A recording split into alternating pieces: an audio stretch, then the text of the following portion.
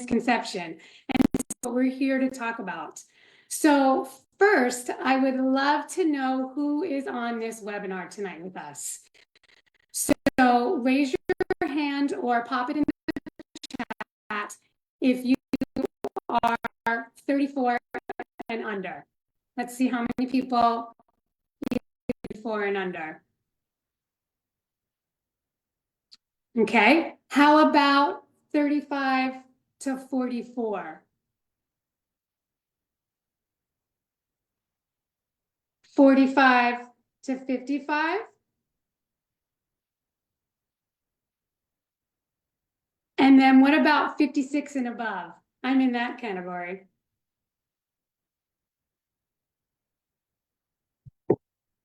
Okay. Oh, it looks like the 56 and above gets the biggest amount of hands raised this time again. Excellent. Oh, somebody just said 50 tomorrow. I saw that. Oh, yay. Love, love, love, love. Okay, awesome. So let's start with some definitions. If you can scroll to the next slide, please, for definitions. So perimenopause is the period of time when our ovaries start to produce less estrogen and your body is starting to transition into menopause, okay? And this can begin as early as your mid-30s and can last for up to 10 years. Menopause officially begins 12 months after your last period. So literally, as of the definition currently, menopause is the one day when you haven't had your period for 12 months. And the average age for menopause is 51, but it can occur between the ages of 45 and 55. And of course, this marks the end of our reproductive years. And then our ovaries significantly reduce the production of both estrogen and progesterone. And that's going to make more sense in a little bit. If you can scroll to the next slides. Yes, please just pop through a few more slides. So postmenopause is for the rest of our lives, ladies. It's the period after menopause has been established. And then we're in postmenopause for the rest of our lives. And so the first thing that I want to talk about here is hormone health. And pretty soon you'll see a slide that looks like a triangle. And in that triangle is about the hormone health that I want to discuss, which you'll see at the bottom are, you'll see adrenal health, which is cortisol and insulin. It's a triangle slide. So the reason why adrenal health and cortisol are at the bottom of the triangle, think of them as the foundational hormones, okay? Kind of like your house has a foundation and then you build upon the house. Our adrenal glands, our adrenal health, cortisol, and our insulin are the foundational hormones. And the reason why that's important is because our adrenal glands produce cortisol, which you've probably heard called the stress hormone. And chronic stress can lead to adrenal fatigue and cortisol imbalance. And cortisol will affect our metabolism, our immune system, our immune response, and also how we manage stress. And so symptoms of adrenal fatigue or adrenal imbalance would be fatigue, mood swings, weight gain, sleep issues, things like that. Then we want to take a look at insulin. So insulin regulates our blood sugar levels, and insulin resistance can develop, leading to weight gain and metabolic issues. And what happens there is when we eat foods that are high glycemic, it spikes our insulin, it produces too much insulin, and then insulin's job is to store fat, then we crash and burn, and you'll notice that you start to get weight around the middle. So again, symptoms of insulin imbalance would be increased hunger, because when what goes up must come crashing down. When it crashes, then we our brain thinks that we're starving. And so we also can get fatigue from that and difficulty losing weight, especially around the middle.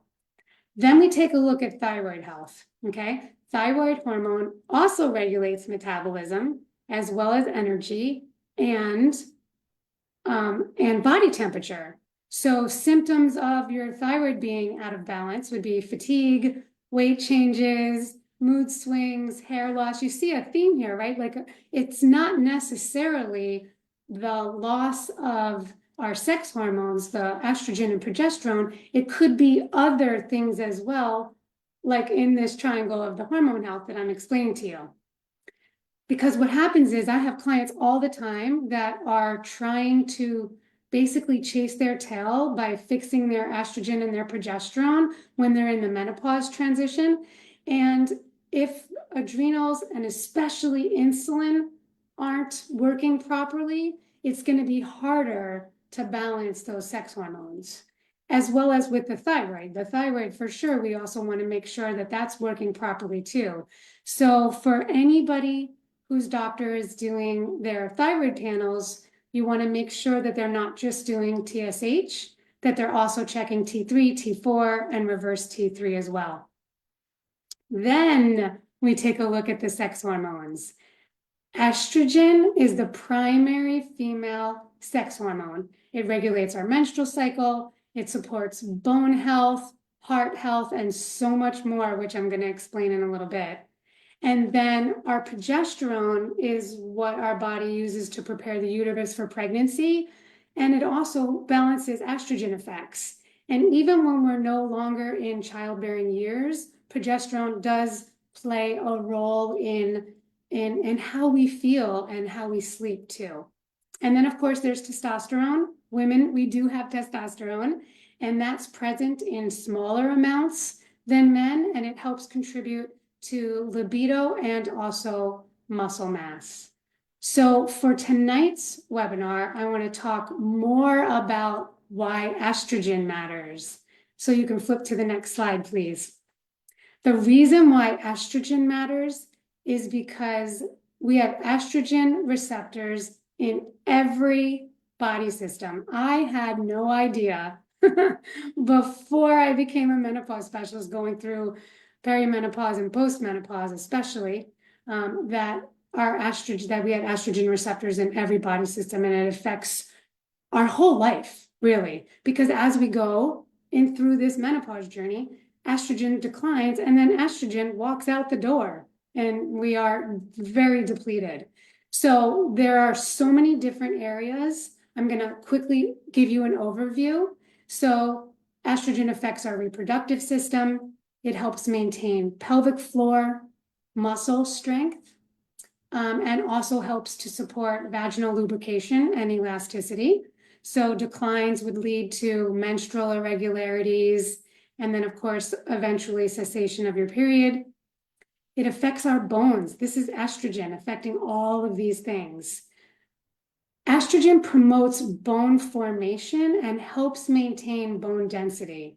So decline will increase your risk of fractures and osteoporosis. I just had another bone density done last week, and November, I am 5 years post-menopause. It was surgical menopause, and I'll get into that a little bit later, talking about my story, but I was shocked at how my scores basically increased towards osteoporosis just after being post-menopause. It's amazing how it really makes a difference. Estrogen really plays a role in our brain as well. It influences our mood regulation, our emotional response. It supports memory and concentration. It also helps regulate our body temperature, which is relevant to hot flushes and night sweats. And a decline in estrogen may contribute to, therefore, mood swings, depression, cognitive changes, anxiety. Like the brain issues for me was, because I'm still going through this process of balancing myself out, I feel like was one of the hardest things for me to realize, because I literally thought I was going crazy. And I've been a wellness practitioner for almost 30 years, and I didn't even know that all of this was happening because of the estrogen decline. So estrogen also affects our cardiovascular health. It supports the elasticity of our blood vessels. It helps maintain healthy cholesterol levels. Ladies, did you know that even if you didn't change anything in your diet, you were eating super clean, didn't change anything, just for the fact of estrogen dropping, cholesterol levels go up? I didn't even know that. At the time when I was 1 year post-menopause, I was pretty much all plant-based, not eating any animal protein that has the cholesterol, right? And my cholesterol levels rose because estrogen walked out the body. It's pretty amazing how all of this works. So the decline in estrogen also affects our skin. The estrogen stimulates collagen and elastin production. Hello, nicer looking firm skin. Helps maintain the skin thickness, and also supports skin hydration. So a decline in estrogen can lead to skin thinning and dryness, and also slower wound healing. It affects our urinary system. So estrogen helps to maintain the health of the bladder tissue. Anybody ever have a hard time not going to the bathroom? Like, I remember there was a time, just a short time ago, that if I was able to go 3 hours without peeing, without urinating, it was a big deal. Like, I wasn't able to not go to the bathroom. It was so crazy. And it was because of the estrogen decline. So like the decline of estrogen in the urinary system may increase the risk of urinary incontinence and increased UTI risks as well. So you definitely want to go see your doctor if any of those things are happening. Estrogen also affects our breasts. It affects our breast density, and also changes in levels will affect our breast size and our breast shape during menopause. Estrogen also affects our liver. I wasn't kidding when I said every body system. With our liver, it will affect how cholesterol is metabolized, and also the changes in estrogen can impact how medications are metabolized. So sometimes medications will be responding differently. Muscles, ladies, the estrogen supports muscle mass and strength. It affects our muscle recovery after exercise, and a decline in estrogen can contribute to something that you may have heard called sarcopenia. That is age-related muscle loss. Even if you were exercising, just a decline. So we have to make sure that we're doing proper exercise, and make sure to get with your fitness professional or your doctor to get you on a good protocol that's going to make sure to help with your bones and your muscles. It also affects our gastrointestinal tract.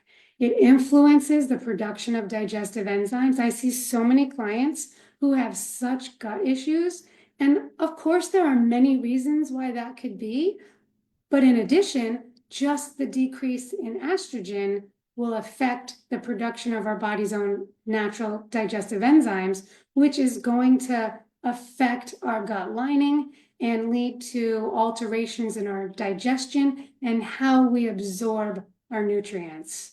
So the key takeaways in all of this is that estrogen is far-reaching, and I want every single one of you to know and spread the message that you are not going crazy. These things are physically and mentally happening to our body as estrogen decreases and walks out the door, okay? And will affect multiple body systems, but the decline of estrogen during menopause can lead to a diverse range of symptoms and health considerations. So the symptoms that I may have experienced are going to be different from Charla, will be different from any one of you that are on this webinar. Every woman is different. And so understanding estrogen's roles is important so that we can understand that there are a variety of changes that women may experience going through menopause. You may not experience all of them, or you may experience more some than others, okay? And so knowing this underscores the importance of truly taking a holistic approach to menopausal health. Because while estrogen decline is universal in menopause, like I said, its effects can vary greatly among individuals. So you really want to be aware of what's going on, and the awareness of estrogen's multiple roles can really empower us women to take proactive steps to managing our health during this transition. Because remember, it's perimenopause, menopause, and then we're postmenopause for the rest of our lives. So the next slide, I'm going to talk about some menopause symptoms. There are so many different studies out there. You've probably heard there are 34 symptoms. I have so many menopause medical professional specialists that I know. They're medical professionals that specialize in menopause. They're talking about 74 and even 100 plus symptoms that are now associated with menopause. And there are so many symptoms. It could be a regular, I'm not going to talk about every single one of them, but I'm going to give you quite a few. Irregular periods, the brain fog, the memory loss, anxiety, hot flushes, night sweats, sleep disturbances, fatigue, weight gain, especially that weight around the middle because of that increased belly fat. Estrogen decreasing literally can create increased belly fat on its own, which is why it's so important to make sure that you're keeping your insulin from spiking, because you certainly don't want to add fuel to that fire, right? Also, hair changes, vaginal problems, bladder problems, mood shifts, heart palpitations, sexual dysfunction, cholesterol levels changing, muscle or joint aches, frozen shoulder. I actually have known quite a few of my clients that have had frozen shoulder because of the estrogen loss. Dry eyes, I had that one too. Weak or brittle nails, itchy skin, tinnitus, and tingling or shock-like feelings in your arms, legs, or feet, and so much more. So it's really good to understand that you are not going crazy. These things really are happening. So in postmenopause, they say that sometimes symptoms get worse, especially if it's surgical menopause, but that postmenopause, after time, that the symptoms will decrease as your body and brain adjust. There's really not a whole ton of research on that. And I can tell you, like I said, next month I'm five years post-menopause, and I haven't seen my body and brain adjusting yet. I'm still waiting for that to happen. So I'll share with you a little bit about my personal story so that you know that I'm not just preaching this. I completely understand from a personal level too. Looking back, I would say that I was in perimenopause for over a decade because of all of these symptoms that I now know are associated to this. And I really thought that it was just a sign of aging. I had no idea that the decline in estrogen could or was affecting my life. And thank goodness, because of what I do for a living and my passion for living a healthy lifestyle, my USANA supplements that I take, they were really helpful in easing common menopausal symptoms. However, in November of 2019, I was 53 at the time. I had a complete total hysterectomy. They thought I had cancer. I had a fibroid as big as my uterus, and I'm also BRCA2 gene positive. So we removed both tubes, both ovaries, my cervix, and my uterus. And I'll tell you what, after a year post-surgery, I thought I was literally losing my mind, and I thought it was the beginnings of Alzheimer's. And a few years before that, I had watched my father-in-law decline and pass away from Alzheimer's dementia, and it really scared me because I thought that that's what was happening to me. And at the time, I was told no hormone replacement therapy because of the risks, but everybody was looking at older 2002 research, which the WHI has reversed since then. But in 2021, I finally found a functional medicine doctor who helped me get started on very low dose of hormone replacement. And that really did help some of my symptoms. But then they started to get worse. I had brain fog, memory issues. The anxiety was so bad that I felt like I was a scaredy cat. Like, you know, when you see a cat jump like a scaredy cat, that was me. And I hired a therapist and I started doing EMDR therapy. Very, very good for post-traumatic stress disorder and helping to release past traumas, because I didn't know. I was hoping maybe there was some previous traumas that I hadn't dealt with that a therapist could help me with. And if you don't know what EMDR is, or if you're interested, just Google it. It's EMDR. It was very, very helpful in helping me to release some past traumas and baggage that I didn't even know that I was still holding on to. But it wasn't enough as far as my menopause symptoms. Felt like my nervous system was on fire. My sleep there was not good sleep. We joke about, us ladies that talk about menopause, there's like the 3 to 4 a.m. witching hour that we sometimes wake up and don't fall back asleep. Anybody ever get that? And I'm a gal that loves to get 8 hours of sleep, and I was lucky if I was getting 3 hours.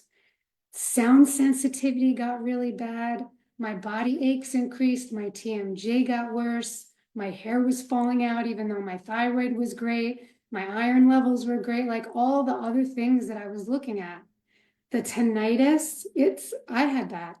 The tinnitus, the noise in my ears got so bad, it was like I couldn't quiet it down. I heard it all the time. And then my nails started splitting and my skin started sagging and all of those different things. And then finally, in January of this year, 2024, like I said, I was very, very concerned about my mental health. And that's when I had started with that therapist.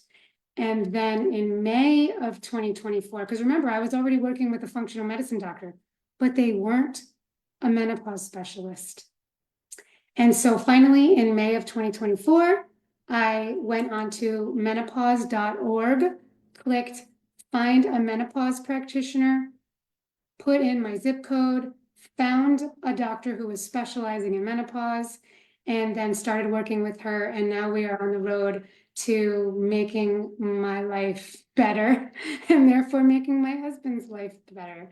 So if anybody is looking for a doctor that is specializing in menopause, you want to take a look at menopause.org. I'm pretty sure it was North America Society for Menopause, but if it isn't in the country where you are, then just Google something about find a menopause specialist, and hopefully you'll be able to find somebody. So let's go to the next slide, because now what I want to share with you are some lifestyle tips that will help empower your menopause journey. So now you know all about the things that could happen. Let's empower you with some lifestyle tips that are going to help your menopause journey, regardless of where you are in that journey. So first, you're going to want to make sure to eat an anti-inflammatory, low glycemic diet. Okay, this is going to help to stabilize your blood sugar levels, which I already said could fluctuate during menopause anyway, just because of estrogen decline. So this may help manage weight and reduce our insulin resistance. And you always want to make sure to pair carbohydrates with proteins and healthy fats to slow their absorption. And by focusing on whole nutrient-dense foods, you're going to help balance your hormones, which will help you to manage your weight better and also reduce inflammation throughout your whole entire body. Okay? You want to make sure you're adding in dark fruits and vegetables more regularly, like every day, and buy organic when you can or if you can. And if you're wondering which vegetables or which produce are necessary to buy organic, just Google Dirty Dozen and Clean 15. Those will give you an idea of when you're on a budget, which are the produce that you would want to spend your money on organic over other ones that may not be as necessary. So because the vegetables are so important, they're going to help your overall immune function. They're going to have the organic produce will have higher nutrient content and fewer pesticides. And you want to aim for a variety of colors to ensure diverse nutrient intake. And then also it really helps with the fruits and vegetables because they are rich in antioxidants, which are going to help combat oxidative stress and again, reduce that inflammation, okay? Number 3, getting adequate protein. You want to know your amount and make sure that it's quality, whether you're plant-based or not. I hear lots of people that come to me that are completely plant-based and they don't think they need to eat as much protein, and everybody needs the protein because it's crucial for maintaining muscle mass as the metabolism slows as well, okay? The protein is also helping support our bone health, and it promotes satiety so that you actually feel full instead of feel like you always want to keep eating. And so there are a couple schools of thought on this. Some people say you want to eat 1.1 to 1.2 grams of protein per kilogram of body weight. I hear other people say you want to eat 1 gram of protein per ideal body weight. So if you're somebody that weighs 150, but your ideal body weight is really 125, then you want to go more towards the ideal body weight. But what I say, lots of my clients have a hard time getting in all that protein, especially when they're changing their lifestyles as well. And so aim for at least 20 to 30 grams of protein with each meal, and then you'll be starting on your way to making sure you're getting sufficient protein. So make sure to get with your medical professional or your nutritionist or somebody so that they can help you figure out what's going to be the target rate, the target amount of protein for your particular body. Fiber, so important, especially when you're eating carbs or sugar. Carbs already, the other kinds of carbs that aren't vegetables are turning into sugar anyway. And so the fiber is going to help regulate your blood sugar levels. And the fiber is so important as well, aka vegetables. Think of mostly vegetables when I say fiber. It helps to promote feelings of fullness, and it aids in weight management as well. You'll see the difference in eating 2 to 3 cups of vegetables with your protein and some essential fat versus eating some rice with some protein. You're going to be hungry in an hour, or maybe even still hungry as you're eating. So you want to aim for a minimum of 25 to 30 grams of fiber daily, more if possible. But if you're just starting to increase your fiber, then increase slowly and make sure that you drink enough water so that you don't get constipated, okay? So for an example, I've been doing this for a very long time. And I'm close to 30 years now being a wellness practitioner, and my breakfast alone typically has 22 grams of fiber. I have my Nutrimeal Free Active. I also add a scoop of the Fiber G, and then I add in a serving of fruit, whether it's a cup of berries or an apple. And I love that. And then, like I said, right there, I'm getting 22 grams of protein. But remember, like I said, don't add too much protein all at once, or you're going to get constipated. Walking after meals, moving your body and doing something fun. This helps to aid digestion, and it also helps to regulate blood sugar levels. Even going for a 7-minute walk or doing some squats and some biceps after you eat dinner. The reason why it's so helpful is because the muscles that you are using in doing exercise or walking are going to help pull the glucose out of your blood levels, out of your bloodstream, so that you aren't going to spike your blood sugar as much. So that's a little tip there. So whatever you do, whether it's walk or exercise, make sure that it's something enjoyable, because who's going to do it if it's not fun, right?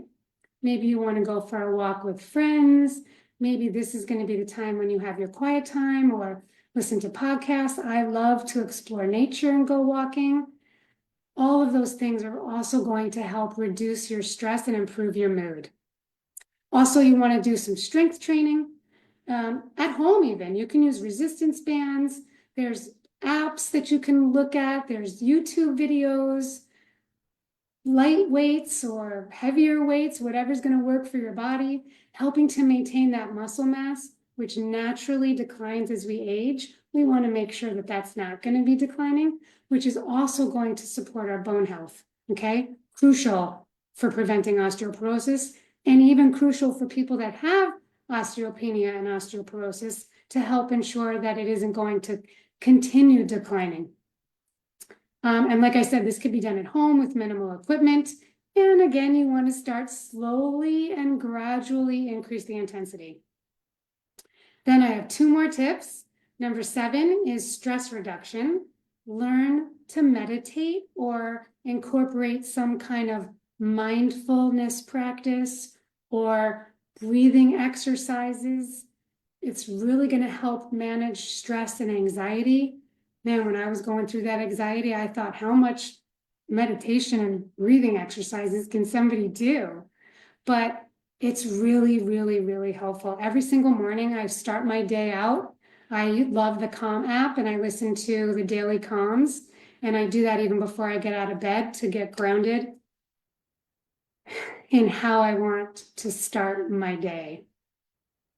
So with the stress reduction, whether it's meditating or breathing exercises, and by the way, meditating doesn't mean like sitting with your legs crossed going om like I used to think it was. And meditating also doesn't mean that you're going to completely clear your mind. I remember when I started meditating, it used to stress me out because so many thoughts were coming in my head and I thought I was supposed to have a blank brain. It isn't that. Meditating is being able to be calm amidst the noise as well. Okay, so you can start with short sessions, 5 to 10 minutes, gradually increase. You can even do a 16-minute boxed breath. That's a very good breathing exercise. And you can do this boxed breathing in 2 ways. You can either breathe in for 4, hold for 4, breathe out for 4, hold for 4. And some people like to breathe in for 8 and then breathe out for 8.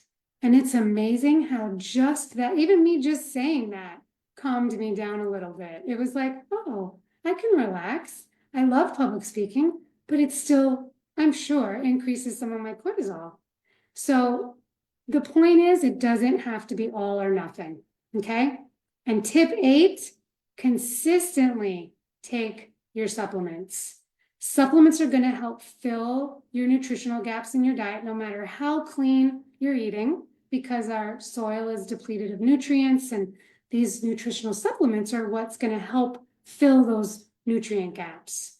And remember, consistency is key, okay? So whether you have to set reminders or incorporate some kind of daily routine that's going to help you remember to take your supplements after you eat breakfast and after you eat dinner.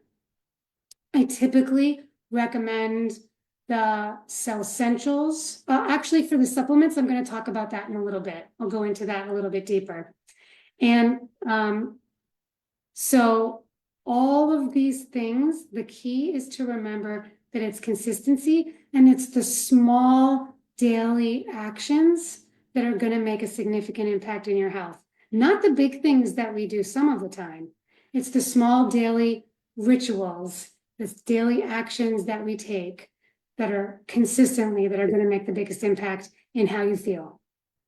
Okay, so key takeaways in this lifestyle tip, empowering your menopause journey.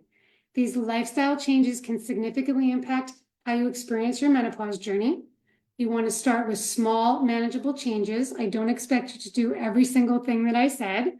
Pick the things that are going to work, and then once you get comfortable with that, then add another tip or 2. And then listen to your body and adjust as needed. And of course, as always, consult with your healthcare providers for personal advice, customized specifically for your needs and concerns, okay? So remember that taking care of yourself during perimenopause can help ease the transition into menopause. And if you're already post-menopause, it's never too late. Anything that we can do to take a step forward in improving our health is going to help in our journey and how we feel from head to toe. Okay, next slide. So remember that taking care of yourself is an investment in your future health. The habits and the knowledge and proactive measures that you establish are going to significantly impact how you experience menopause and your overall health in your postmenopausal years. And remember, it's never too late and it's never too early to start prioritizing your health and your well-being. Ladies, I need you to know that you are not alone, okay? Menopause is inevitable, but suffering is not. I heard Dr. Mary Claire Haver say that. She's a specialist in menopause. You might want to buy her book or look her up online. Menopause is inevitable, but suffering is not, okay? Next, what I want to do is share with you some supplements that may help with your journey.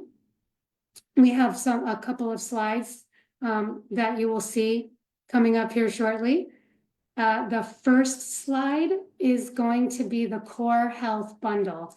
And what you want to do is make sure to get with the person who invited you to this webinar if you're interested in getting some of these products, because they could very well help your journey if you're not already on them. So the Core Health Bundle is just that. It's the core foundation for supplementation.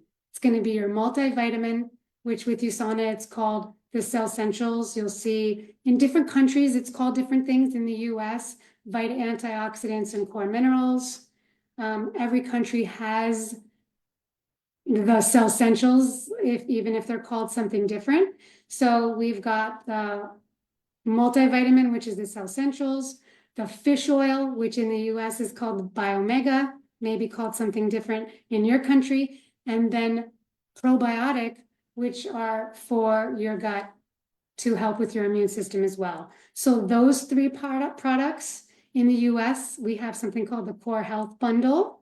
Again, that's the foundation for supplementation. And then next slide, for those of you that are looking to help ease some common menopausal symptoms, you'll see that we have something called the Thrive Menopause Pack. I'm pretty sure, if I remember correctly, that's how it's called. And again, in your country, it may be called something different as far as the pack, and your country may not have the pack, but you may have these in individual, being able to buy these in individual products. And so you'll see that there's something called Estro Pro or the equivalent that will help with common menopausal symptoms. Stress relief in the US is what it's called. That helps, again, help common stress, helps to relieve stress, right? Then there's also Copa Prime in the US is what it's called. That helps for brain support. And Metabolism Plus, which helps with your metabolism. So those are the two packs that will be very helpful. Again, number one, the Core Health Bundle, that will be your core foundation for supplementation.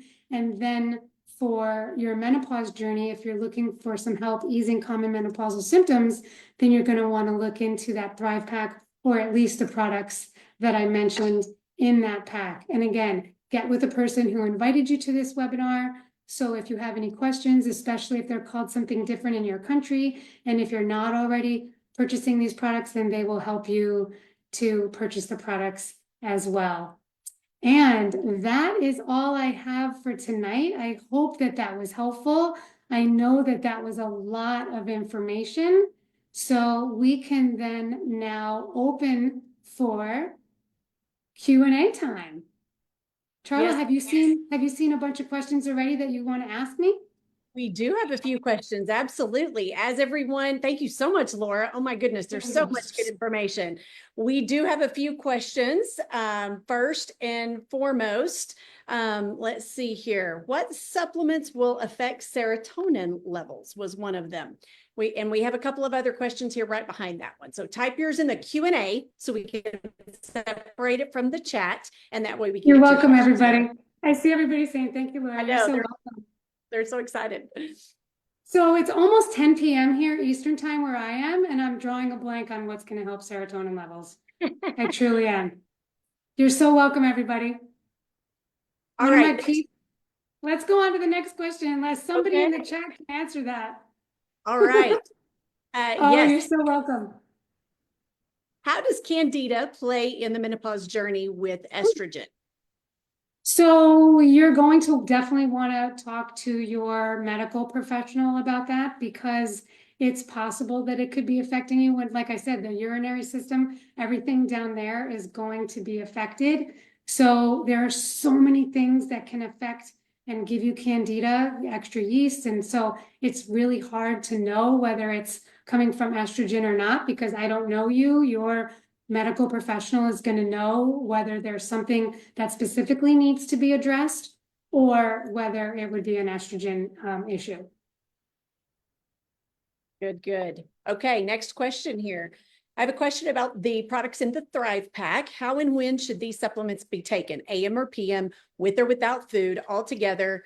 Seems that the Metabolism Plus at night would be wrong, is the question. Gotcha. So that was a whole bunch of questions right there. Yes. So tell me the questions again. The Thrive. How would the Thrive Pack, when would they be taken? AM or PM? Gotcha. Okay. So you definitely can take them all together. I do that. And I agree. The Metabolism Plus, you wouldn't want to do it at night just in case it may affect your energy levels, but you always want to take supplements after food. It's going to help with better absorption. So I take all of my supplements, my core foundational supplements. I take extra vitamin D and calcium and menopause support supplements, and I take them after breakfast, and then I take them again after dinner. Good. All right. Good question here. Can low estrogen affect the ligaments in the legs, thighs? It can affect everything. So again, you're really going to want to go to a medical professional for that. Maybe even an orthopedic person. For me, I know that it affected my joints, my bones, and my ligaments. That was me personally. Again, remember, you're so welcome, everybody. There are so many things that can mimic the same symptoms that you really want to make sure that you go to a menopause specialist who is a professional in this area to see if it is because of your menopause and estrogen decreasing or if it's something else. Fantastic. We have a couple of questions in our French chat. How early should women start taking Estropro? As soon as you feel like you have some of the symptoms. Perimenopause can start as early as your mid-30s. So if you are experiencing symptoms, that would be, you're so welcome, everybody. If you're experiencing some of those symptoms, then there's no reason why you can't start taking that as soon as you feel them. And kind of by the same token, if you're postmenopausal, should you be taking Estropro? Can you take Estropro? If you're experiencing those symptoms, absolutely. So you're going to want to take a look at the Estropro online or talk to the person that invited you to this webinar, because you'll see some detailed information about the product so that it can help you to make a decision on whether it's going to help if you have those symptoms, that it's going to help. Okay, from the French, do we also need progesterone supplementation? You're going to want to go to your medical professional for that. Absolutely see a menopause specialist, because especially when you're postmenopause, perimenopause, it's harder testing your blood levels. The menopause specialist should more be going by your symptoms and testing your blood for all kinds of other things to rule out other illnesses. But postmenopause, for sure, they're going to want to test your blood levels to see where they are. And then you need to have a conversation with your medical professional on whether or not you need estrogen, progesterone, testosterone, any or all of the above. Absolutely. All right. Couple of questions here to finish. I want you guys to put in the chat what is one takeaway that is going to change how you frame your life. What are those one little, maybe small daily actions, as Laura said it, that you're going to start doing? Or maybe it's someone that you're going to tell about what you learned tonight. That is the ultimate thank you, is when we create a ripple effect from something like this. And that is what Laura wants, is for you to take this information and empower you with this education so you can go change your own life and others.